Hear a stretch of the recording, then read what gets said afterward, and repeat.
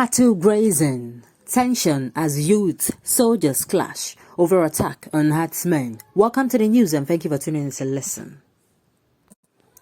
Youths of the community in Ņ'Ârm local government area of Cross River State just today accused soldiers from amphibious battalion Ņ'Ârm of alleged brutality. According to the youth, soldiers from the battalion rounded up villagers at Nde and inflicted injuries on them for protesting against cattle grazing on their farms. Ņ'Ârm said the herdsmen then went to the army barracks, which is about 3 kilometers away, to report that youths of Nde attacked them and sent them away from the community. Soldiers from the barracks came in chokers on Sunday, rounded up the youths and took them to the barracks, flogged them severely, leaving them injured. Our community is currently on fire as military men dehumanize the youth with intent to provoke us, but we pleaded with the herdsmen to leave our land after destroying our crops to avoid further attacks. But in a swift action, the Army Public Relations Officer in Calabar, Captain Aluko, said she was not aware of the development. Aluko said, "I will make calls and get back to you." It is just a pity that we are in this mess. The people complain of the atrocious activities of the vagabond herdsmen on the destruction of their crops. Then, same people committed the act went and reported to the lily-livered soldiers. They, in their follies, came and started dehumanizing the innocent indigenous. In fact, this bunch of cowards should be called Fulani army, not Nigerian army anymore. You see, we live in a society where I am being oppressed. I come to complain to you that I'm being oppressed. What happens? Me that came to complain, I am put behind bars and the oppressor lives, is working and roaming the streets free. How is this supposed to sit well with anybody? Anybody that hears this, whether he or she is a community, is a tribe, to any human being that is thinking rightly, this is wrong. This anti-open grazing bill that have been signed, why don't you respect people's opinion? I do not want you on my land. Please take your cattle elsewhere. It is not a must that you must come to my land to graze your cattle. It is so much to ask. I want my people to be free. I do not want them to feel unsafe. You are bringing your unsafeness to me. Please keep it to yourself. Is it too much to ask? The Southern governors has already signed it into law and say they will put it into practice. They will not just sign it, that they will enforce the law. And now you are coming to challenge them. This is like coming to your house to taunt you. And so that when it starts, they will say, "Oh, look at these people are against us."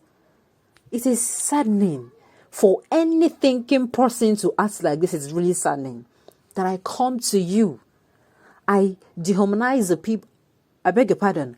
I committed an offense. And I come to say that I committed an offense. And I committed an offense and they chased me out of the community. Now, what you now do is to go back. You take members of those people. These people are, permit me to use the word, they are the same people that were set free. They came and they repented. And they were pardoned. And they did not allow the law to take its course on them. They are the same people that committed this. I do not want to say any other thing because I do not think any thinking human being, not to talk of a soldier, would dehumanize one who was offended.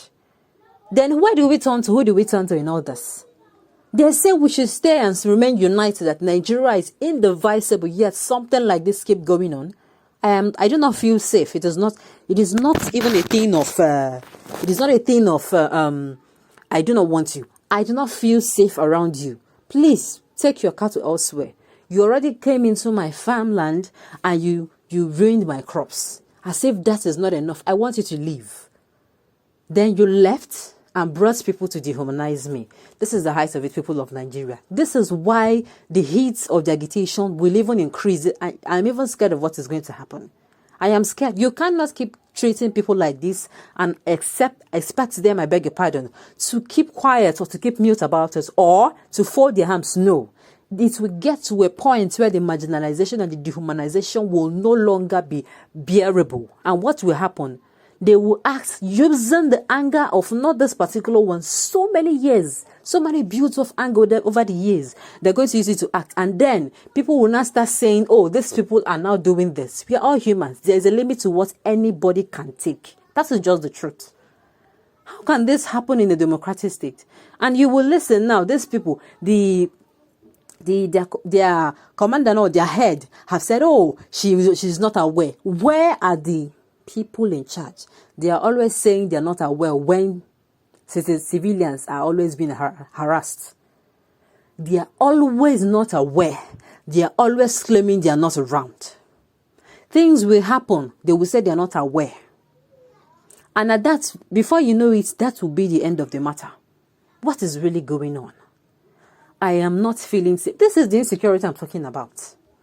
If this thing is not attacked, now, I as a governor have signed into law that I do not want anything to do with herdsmen in my community. In fact, outside herdsmen, I believe each community, they have headers within their community.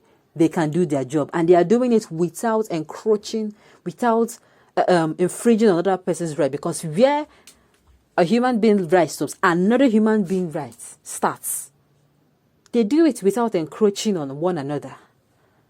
And still, after signing this bill into law and reading it out and making sure that everyone hears it, you still send your people down.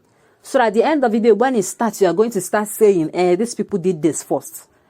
This thing is like taunting you so that when you act, the same act you act on, that particular thing you do will be used against you. Why? And it's even worse that it is the people that are supposed to care for us, supposed to protect us. The people we're supposed to run to are the ones doing this thing. This is wrong. This is wrong. So wrong. Ņ'Ârm, you should hold Governor Ben Ayade responsible for this senseless act. Since Ayade has refused, oh my goodness. Even the Cross River State Governor has not signed the anti-grazing bill into law.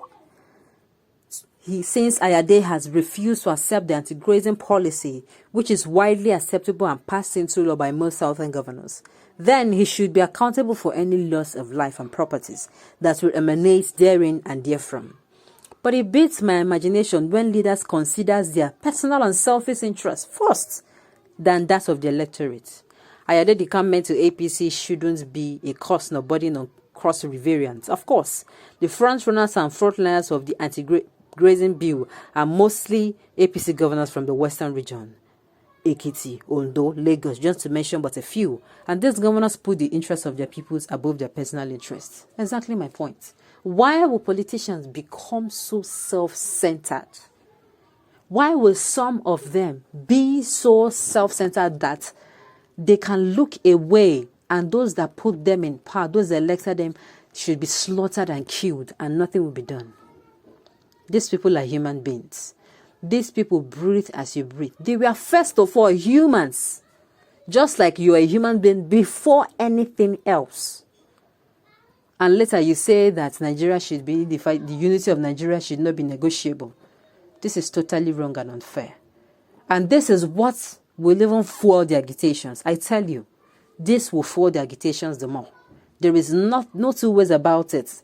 Once they hear that this has happened, it's for like this, and nobody should be blamed. Nobody should be blamed. It is either we come back to a Nigeria where there is unity, safety, there is stability of security, and there is what have you. Bad governance become a thing of history. Or there is a call for restructuring and referendum. On this note, we have come to the end of the news. We thank you for tuning in to listen. Till I come your way next time, enjoy the rest of your day.